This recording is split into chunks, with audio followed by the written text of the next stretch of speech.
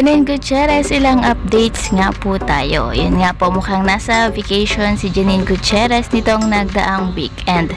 Nagbahagi nga po ng ilang mga larawan si Janine Gutierrez sa kaniyang IG story at mukhang nasa isang farm sila. Ilang mga larawan nga po ang makikitang kasama si Janine kung saan nga ay nagmamango picking sila sa isang mango farm.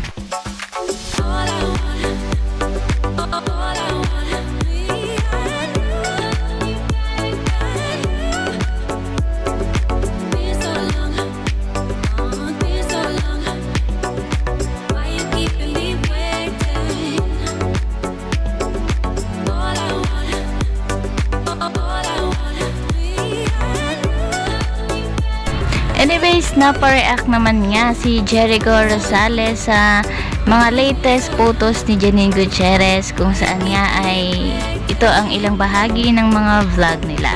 Natuwa naman ang ilang mga fans ni Janine sa Echo Nini Tambalan nga raw at mukhang excited na nga silang mapanood ang dalawa.